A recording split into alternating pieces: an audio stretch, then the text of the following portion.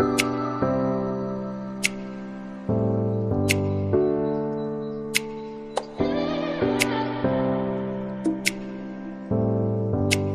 4 kita akan melanjutkan materi di catatan 1 kita. Judulnya yaitu Tuhanlah keselamatanku. Kita percaya bahwa Tuhan yang menjadi keselamatan kita, ya anak-anak ya. Nah, kita mau belajar dari beberapa tokoh di Alkitab, cerita-cerita di Alkitab tentang bagaimana Tuhan menjadi penyelamat. Yang pertama yaitu waktu Abraham masih hidup anak-anak, Allah menghukum kota Sodom dan Gomora dengan api. Mengapa Tuhan menghukum kota Sodom dan Gomora dengan api?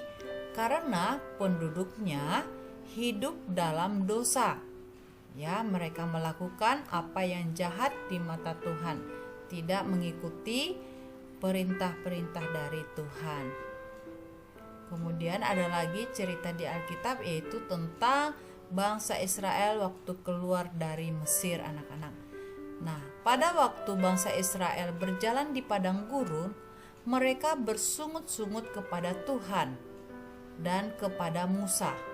Padahal Tuhan sudah melepaskan mereka dari perbudakan di Mesir. Mereka bersungut-sungut kepada Tuhan dan kepada Musa, anak-anak bangsa Israel ini. Ya, orang yang berbuat dosa pasti akan diapain anak-anak? Dihukum. Tuhan tidak senang kepada dosa manusia, tetapi Tuhan mengasihi orang yang berbuat dosa. Tuhan ingin agar orang berdosa minta ampun kepadanya.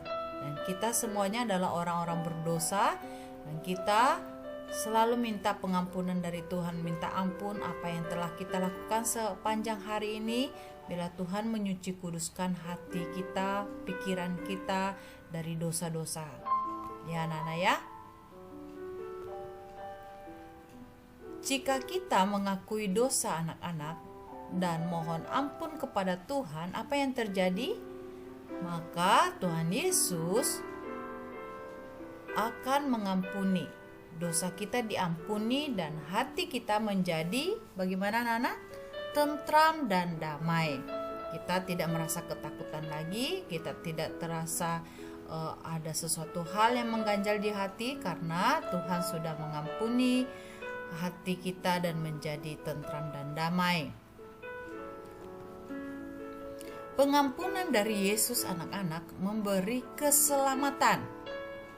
Tetapi orang yang sudah diselamatkan harus berusaha hidup benar. Ya, karena kita sudah diselamatkan anak-anak, maka kita harus berusaha untuk selalu hidup benar. Hidup benar di sini artinya ya hidup melakukan semua perintah-perintah Tuhan, ya.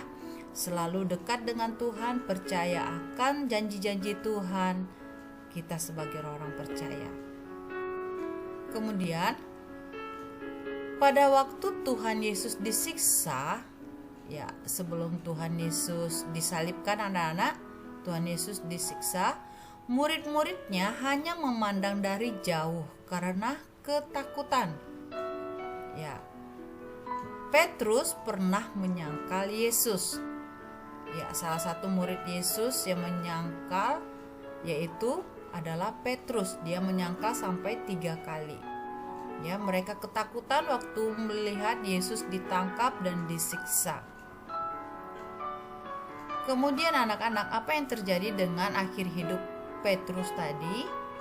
Setelah Petrus bertobat dan hidupnya memberitakan Injil, akhirnya Petrus disalibkan anak-anak seperti Tuhan Yesus, seperti gurunya, tetapi dalam keadaan terbalik, yaitu kepala di bagian bawah dan kakinya di